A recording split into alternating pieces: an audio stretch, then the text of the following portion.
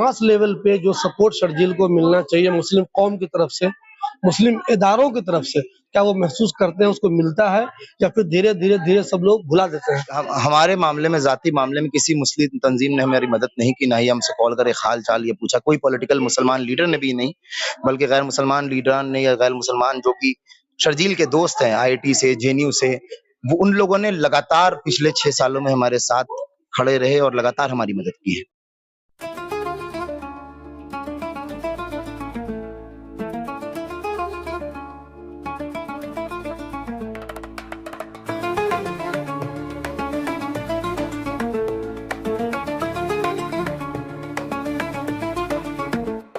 दोस्तों, पिछले दिनों आपने ये खबर देखी थी कि दिल्ली दंगों के मामले में कुछ लोगों को ज़मानत मिल गई थी, लेकिन 2 नाम ऐसे थे जिनको ज़मानत नहीं मिली थी, शर्जील इमाम और उमर खालिद।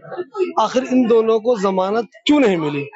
आम तौर पे जिन लोगों से भी बात कीजिए वो यही कहते हैं, ये दोनों पढ़ने लिखने में बहुत ज़्यादा तेज़ हैं, बहुत ज़्यादा इंटेलेक्चुअल हैं, आने वाले दिनों में हिंदुस्तान के बेहतरीन मुस्लिम लीडर बन सकते हैं। तो क्या ज़्यादा पढ़ा लिखा होना गुनाह है? क्या बेहतरीन यूनिवर्सिटी में तालीम हासिल करना गुनाह है?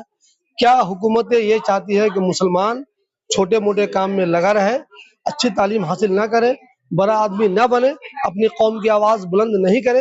अफ़सोस की बात यह है कि जैसी बातें सामने आ रही है, उससे यही लग रहा है कि शर्जील इमाम और उमर खालिद, इन दोनों को परेशानियों का सामना इसलिए करना पड़ रहा है कि ये कुछ ज़्यादा ही पढ़े लिखे लोग हैं। हमारे साथ शर्जील इमाम के भाई हैं।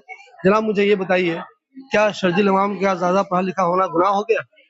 हम जो मौजूदा हालात है वो तो यही महसूस कराता है। नहीं, ज़्यादा पढ़ा लिखा होना सिर्फ नहीं, पढ़ लिख के अगर अपनी पढ़ाई का इस्तेमाल आप कर रहे हैं जुल्म के खिलाफ अपनी हक की आवाज़ को बुलंद करने के, तो मुझे लगता है वो ज़्यादा नुकसानदेह। मेरे शर्जील के साथ ही कितने दोस्त हैं मुसलमान और गैर मुसलमान दोनों, जो आईआईटी से पढ़ने के बावजूद कई ब्यूरोक्रेसी में काम कर रहे हैं, कोई आईएएस है, कोई आईपीएस है, कई सारे लोग आईआईटी करके आपको कंप्यूटर साइंस में काम कर रहे हैं, अमेरिका, लंदन, जर्मन सारे जगह काम कर रहे हैं, जर्मनी में। तो वो शायद नुकसानदेह ज़्यादा, लेकिन एक पढ़ा लिखा मुसलमान जो कि हक के लिए आवाज़ उठा रहा है, वो उनके लिए ज़्यादा शायद लगता है नुकसान। शर्जील के लिए अक्सर देखता हूँ मैं, लोग फेसबुक वगैरह पे लिखते रहते हैं, हमदर्दी में लिखते रहते हैं, लेकिन मास लेवल पे जो सपोर्ट शर्जील को मिलना चाहिए मुस्लिम कौम की तरफ से, मुस्लिम इदारों की तरफ से, क्या वो महसूस करते हैं, उसको मिलता है या फिर धीरे-धीरे सब लोग भुला देते हैं? देखिए, कौम के साथ मसला ये है कि कौम हमारे तालीम की बहुत कमी है। पॉलिटिकल तालीम जो होनी चाहिए उसकी बहुत कमी है, और जिस तरह से ये सो कॉल्ड कह सकते हैं हमारे जो रहनुमा हैं, ये जिस तरह से पोर्ट्रे करते हैं और खुद बचते हैं इन सारे मामलों में बोलने को लेकर, तो ये कहीं न कहीं एक नेगेटिव इम्पैक्ट क्रिएट करता है और इससे अवाम के बीच जो मैसेज पेनिट्रेट होना चाहिए वो प्रॉपर्ली नहीं हो पाता। हमारे सो कॉल्ड रहनुमा बात करते हैं, मतलब सिर्फ कह सकते हैं हवाई सपने दिखाने की बात करते हैं, लेकिन ज़मीनी सतह पे कोई कंक्रीट काम करने की बात नहीं करते हैं। वो ये नहीं बताते कि अगर आप पे ये ज़ुल्म किया जा रहा है तो ज़्यादती को रोकने का तरीका क्या है। बस स्पीचेस देना और किसी पॉलिटिकल पार्टी को प्रमोट करना, ये मुसलमानों या इस देश की किसी अवाम की लड़ाई नहीं है, चाहे वो हिंदू है चाहे मुसलमान हो। आपको सरकार हम सरकार से नहीं है, हम भी एक वोटर हैं, हमने वोट दिया तभी प्रधानमंत्री, चीफ मिनिस्टर कोई भी बन रहे हैं, तभी बन रहे हैं। तो ये हमारा हक है कि हम अपने अगर एक वोट दे रहे हैं तो हम उसके खिलाफ आवाज भी उठाएंगे। आप कोई तानाशाही नहीं चल रही हिंदुस्तान में, एक डेमोक्रेटिक गवर्नमेंट है, तो हम उसके हक है और हम बोलेंगे। अभी तो ट्रायल भी शुरू नहीं हुआ है। आपकी जो शर्जील के वकील हैं उनसे बात होती होगी, वो क्या कह रहे हैं? अब जाहिर सी बात है, ट्रायल शुरू नहीं हुआ है 6 साल हो जाने के बावजूद, और अभी कोई उम्मीद भी नहीं कि ट्रायल शुरू होगा नियर फ्यूचर में। हम अपनी पुरजोर कोशिश में हैं कि ट्रायल शुरू हो जाए, ताकि कम से कम इन सरकारी मसलों से हमें निजात मिले और जो हक है और जो सच है वो बाहर आए। लेकिन जो हिंदुस्तान की न्यायिक प्रक्रिया है वो जानते हैं स्लो है, इतना ज़्यादा बर्डन है हमारे न्यायालयों पे। तो देखते हैं क्या हो सकता है, लेकिन हम कोशिश में हैं कि हम 1 साल में जो भी कोर्ट के आदेश हैं, जजेस ने जो दिए हैं, कह सकते हैं प्रोटेक्टेड विटनेस की सुनवाई करने के लिए, एग्जामिनेशन करने के लिए, हम चाहते हैं कि वो करा दे, ताकि फिर हम बेल लेने के लिए आगे जा सकें। बहुत सी मुस्लिम तंजीमें कहती हैं, आमतौर पे उनके उर्दू अखबारात में खास तौर पे खबरें छपती हैं कि वो मदद कर रही हैं बच्चों को जो जेल में हैं, उनके घर वालों को मदद कर रही हैं। तो क्या इसमें किसी तरह की कोई सच्चाई है या वो कुछ लोगों को मदद करते हैं और दिखाते ज़्यादा है? हमने गौर किया, मुझे भी कभी-कभी शक होता है कि नहीं, एग्ज़ैक्ट जो कह रहे हैं सच्चाई उसमें कम है। तो मैं अगर शर्जील इमाम के बारे में जानूँ, तो क्या मुस्लिम तंजीमों की तरफ से आप लोगों को मदद मिलती है? वकीलों की मदद मिलती है? घर आते हैं, उनके घर में कैसा चल रहा है? क्या माहौल है? फैमिली कितनी परेशान है? ये जानने की कोशिश खास तौर पे मुस्लिम तंजीमें करती हैं।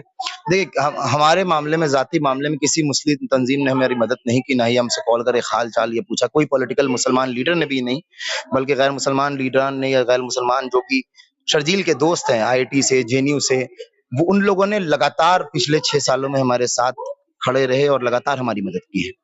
तो इस बात में कोई शक व शुबा नहीं। देखिए दोस्तों, कितनी खास बात है, शर्जील के भाई कह रहे हैं, आमतौर पे आप खबरें सुनते होंगे कि मुसलमानों की बहुत मदद कर रहे हैं मुस्लिम तंजीमें, लेकिन ये कह रहे हैं नहीं, गैर मुस्लिम ज़्यादा पूछते हैं हमारी हाल-चाल। हमने देखा पूर्वानंद साहब ऐसे हमेशा प्रोग्राम में रहते हैं, हमेशा आवाज़ बुलंद कर रहे हैं, ऐसे कई लोग हैं। उन लोगों के बारे में क्या कहेंगे? वो हैं तो गैर मुस्लिम, लेकिन खास तौर पे उमर खालिद के बारे में, जिसके जितने लोग भी जिनका नाम उनको असल में ज़हन में आ जाता है, वो सबके साथ रहते हैं, सबके सपोर्ट में बोलते रहते हैं, गैर मुस्लिम हो के भी। उनके बारे में क्या कहेंगे? नहीं, यहाँ पे मुसलमान और गैर मुसलमान होना कोई पैमाना नहीं है। जो ज़िंदा है वो बोल रहे हैं। जिनके में स्पाइन है, जिनमें रीढ़ की हड्डी है, वो बोल रहे हैं। जो हक और नाहक देख सकते हैं वो बोल रहे हैं। इसमें मुसलमान और गैर मुसलमान होना कोई पैमाना नहीं है कि जो मुसलमान है वही बोलेगा मुसलमान के बारे में, या अगर मुसलमान है वही बोलेगा गैर मुसलमान के बारे में। अब शर्जील इमाम जेल में है, जेल में उन्होंने कितनी गैर मुसलमानों की जेल में रह के अपने वकील से बेल कराई है। तो ये तो फिर बहुत अलग ही पैमाना है। और दूसरी बात, शर्जील की जो भी मदद अभी तक हुई है, किसी भी, आप समझ रहे हैं, किसी भी तरीके से, हमारे वकील हों, हमारे वकील अहमद और तालिब के सिवा भी जो और वकील हैं वो सारे गैर मुसलमान, सिद्धार्थ दवे साहब गैर मुसलमान। तो ऐसे तो हमारी वकील बहुत पूरी टीम लड़ी है जो उसमें गैर मुसलमान लोग हैं। उसके अलावा शर्जील की जो लीगल हेल्प के अलावा जो भी पर्सनल लेवल पे बहुत सारी मददगार लोग जो खड़े हुए, वो सारे शर्जील के आईआईटी के दोस्त हैं, वो सारे गैर मुसलमान हैं। वो फ्रंट में नहीं आते, किसी ने उनका चेहरा नहीं देखा, किसी को नाम नहीं जानते, वो कभी लाइमलाइट में नहीं आते, लेकिन वो हमेशा खड़े रहे शर्जील के लिए। देखिए दोस्तों, ये थे शर्जील इमाम के भाई। कोई भी फैमिली परेशान रहेगी, 6 साल हो जाए, कल ही 6 साल हो गए शर्जील इमाम को, लेकिन ट्रायल भी शुरू नहीं हो। वो भी एक ऐसा तालिब इल्म जो बहुत तेज था पढ़ने लिखने में, बहुत कुछ कर सकता था, कौम के काम आ सकता था, देश के काम आ सकता था, उसे बगैर ट्रायल के 6 साल से अंदर डाला हुआ है। कब तक रहेंगे ये भी पता नहीं है। कोशिशें तो हो रही है, मगर इंसाफ कब मिलेगा इसका अंदाजा किसी को नहीं है।